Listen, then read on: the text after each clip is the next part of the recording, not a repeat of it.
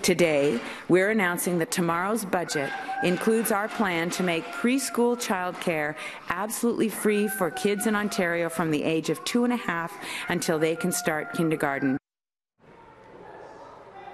And there it is, the big ticket item Kathleen Wynne and her Liberal government are hoping will get them re-elected. Free daycare for children once they turn 2.5 until they enter all-day kindergarten.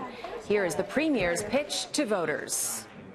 We need to take serious action to do two things. First of all, make early years care more affordable, and secondly, give parents, particularly women, the choice to go back to work when they feel ready to do that.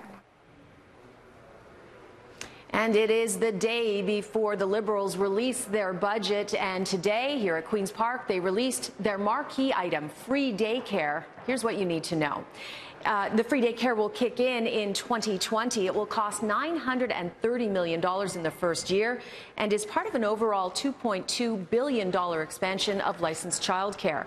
125,000 children could benefit and save the average family with one child $17,000 a year more in Toronto, where the cost of childcare is the highest in the province. And the key question, though, is it an election game changer for a government that has been flailing in the polls? Here's what families who have children with daycare have to say about that.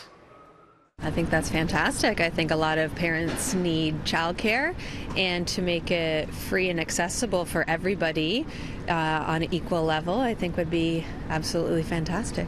Would it mean a big deal to you? Definitely. I'm a student, so anywhere where I can save when it comes to daycare, I think would be, appreciated, to say the least. It's just a matter of how to make that promise work and how do you pay for it. So there's sort of questions about practicality of how this can come about. But at the same time, I think it would be absolutely wonderful if we could make that work. And if this does go through, Ontario would be the first in the country to offer free daycare. So the question was put to Doug Ford. Would he support it if he became Premier? Here's how he responded. No, I understand that daycare is a big issue, and we take that very seriously. But I find it pretty ironic, 72 days before an election, the Premier comes out with this promise. So will you keep so you're going to keep it or not going to keep it? No, we're going to move forward, and we're going to have our policies put out over the next few weeks. Let me try again, Doug. Are you going to keep a daycare style free daycare, or no? Mm-hmm. Yes or no? Well, over the next couple of weeks, we're going to be rolling out our platform, and you'll have a better idea. But we take this very seriously. Now, Doug Ford actually needs a strong NDP so that they can split the vote with the Liberals and he would attract more voters. But this poses quite the challenge for the NDP because Kathleen Wynne has consistently been outmaneuvering them on the left. So we pose some questions to Andrea Horvath about this announcement today. Listen to what she has to say. Free childcare. I mean, is she outflanking you again on the left? Well, with that plan, as far as I can see, and I haven't had a really close look at it yet, but looks like it's going to keep a heck of a lot of families out.